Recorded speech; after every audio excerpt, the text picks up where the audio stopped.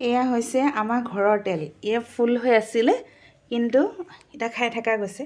যোৱা বছৰৰে খেতি কৰা গৈছিলে সৰিয়হৰ, বৰ্তমানলৈকে খাই আছো। আকৌ এবাৰ অলপ সৰিয়হ পেলোৱা গৈছে, বলক পথাৰলৈ যাওঁ দেখাই আছো। সকলোকে স্বাগতম জনাইছো মোৰ এই ভিডিঅ'টোলৈ। আজি মই গৈ আছো আমাৰ পিছপিনে, যোনপিনে আমি খেতি কৰিছো।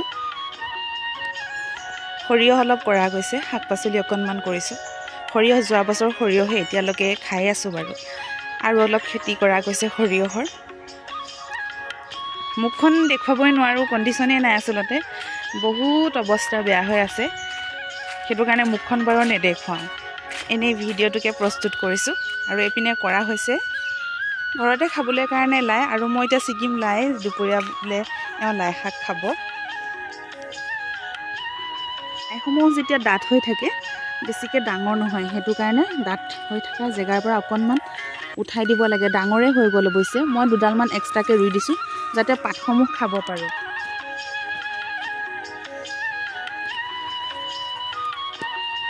বেছি নিচিগো, খুব কমেই হৈ যাব। তেওঁ বোলে লাই মানে চাটনি খাই যে, লাই চাটনিটো খাব। এয়া হৈ যাব। আৰু এয়া দেখিছোঁ ইমান ধুনীয়া ডাঙৰ হৈছে। আৰু এয়া আমাৰ সৰিয়হ। যোৱা বছৰ সৰিয়হ খাই আছিলোঁ, আৰু এয়া সৰিয়হ আমাৰ। কিছুমানে যে কয় গাঁৱলীয়া, হয় আমি গাঁৱলীয়া বুলি ক'বলৈ অকণমানো লাজ নাপাওঁ। ওলোটাই গৰ্বহে কৰোঁ যে আমি গাঁৱলীয়া। আমাৰ কাৰণে আপোনালোকে সতেজ পাচলিবিলাক খাবলৈ পায়, ধুনীয়া কাপোৰ পিন্ধিবলৈ পায়। বিয়ালৈ যে আপোনালোকৰ পত্নীসকলে যে ধুনীয়া কাপোৰবিলাক পিন্ধি যায়, গাঁৱৰ মানুহে বৈ দিয়ে। কিন্তু টাউনৰ মানুহে আজিকালি খুব কমেই শাল বয়, আৰু সতেজ পাচলিবিলাক খাবলৈ পায়। পাচলিবিলাক বেচিবলৈ নহ'লেও অন্ততঃ নিজে খাবলৈ কাৰণে আচলতে আমি এনেকৈ ঘৰতে পাচলি লগাওঁ। নিজেতো খাওঁৱেই আৰু আনকো দিয়া যায়।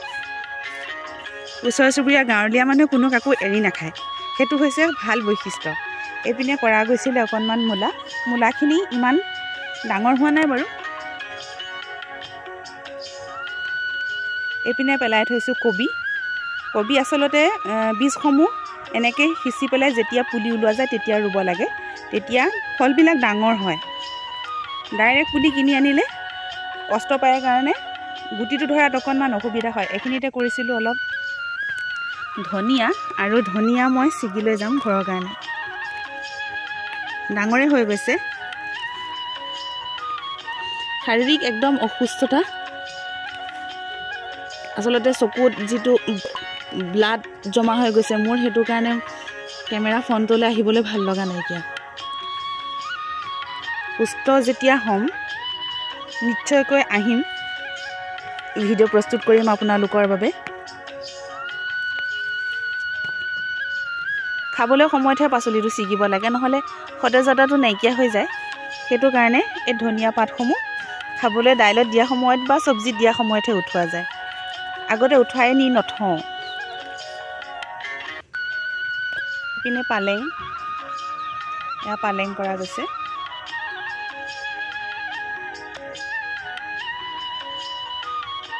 আৰু এই চৰুটো দেখিছেনে? চৰুটোত বহুৱা গ'ল আমাৰ 3 কেৰাহী ধান। মানে যিহেতু ভোগালী বিহু আহি আছে, ভোগালী বিহুৰ কাৰণে জলপান খুন্দিবৰ বাবে ইয়াত ধান বহোৱা হৈছিলে। গৰু ইয়াতে আচলতে বন্ধা হয়।